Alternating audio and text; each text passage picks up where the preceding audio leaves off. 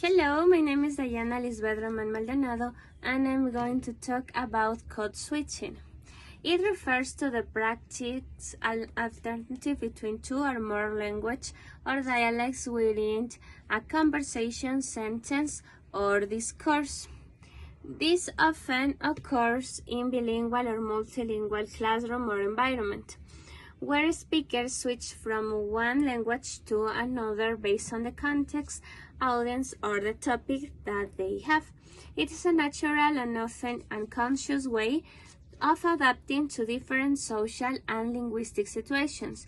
In the classroom, for example, in a bilingual English-Spanish classroom, a teacher might be explaining a grammar rule or a topic in English, but if a student doesn't fully understand, the teacher might switch to Spanish to clarify.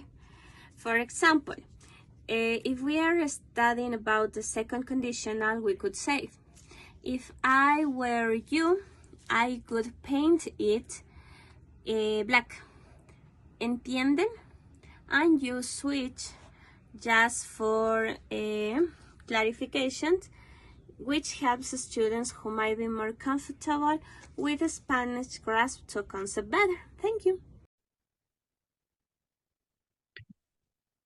Children, teenagers, and adults use language differently. Younger students often need easier vocabulary, more visual aids, and repetition. But teenagers may understand more complex grammar, but may also be shy to speak. So adults bring more life experience, but they may struggle with pronunciation or feel making mistakes. Um, for example, for a kid class, in class with young children, we have to use language with more enthusiasm that captures their attention and makes them feel confident. This is an example. Look, kids, this is a cat. Can you say cat? Very good. What color is it? Yes, it's orange. But in class with teenagers, we can use a more neutral tone that is not so too much. For example, today we are going to talk about future plans using going to. For example, I'm going to study medicine. So, what are you going to do after school, Pablo? And he said, after school, I'm going swimming. So, very good. Okay, so as a summary, we need to adapt our methods to our students' age. The way a 7-year-old learner English is very different from a 17 years old or an adult. We must use age-appropriate materials, activities, and language to make sure every student learns effectively. Thanks. My name is Daniela Cedeño, and I'm going to talk about this task. And okay, first I choose age. So let's talk about how teaching English, in this case, adapting to age. For example, as teachers, it's really important to adapt our lessons to, I mean, like based on our students' age. For example, let me show you how. Here I have this toy of a puppy. So for young learners, we use examples like songs, games, or in this case, visual aids. And for example, I can say to my students that this toy, this puppy says woof woof, that it's a sound that they are going to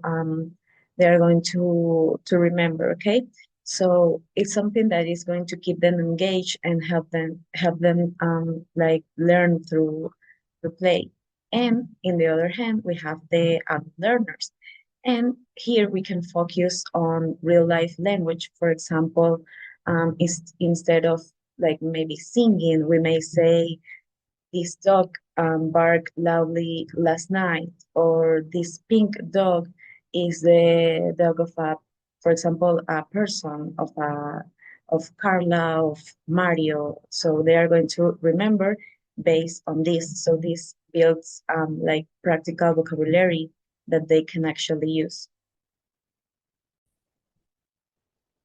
Okay, now let's talk about genders. So, for example, here, let's talk about how the words can choose and can include or exclude in this case people. Here I have some pictures. So let's imagine that this man right here, it's a fireman. So we use all terms like fireman or policeman, and these are not like gender, I believe, inclusive. Instead, we can say, for example, here, firefighter or policeman, police officer, because, like I said before, firemen or policemen are not like, in this case that we talk about gender, not include. I am Daniela Woman, and I am going to talk about what is a regional variation and what is registration. Regional variation. A regional variation is the set of linguistic difference that arise according to the geographical location of the speakers. And this difference affect pronunciation and accent and vocabulary, lexicon, and sometimes grammar. There are no errors, but rather different ways of expressing oneself. And for example, in class, a student from the class might say plátano, while one from the highlands says verde. For the same foods, it reflects the cultural richness of a community. Um, register is the way in which we adjust our language according to the context. The relationship between interlocutors and the communicative purpose it varies in level of formality, vocabulary, and structure. A student does not speak in the same way to the teacher formal register as he does to his friends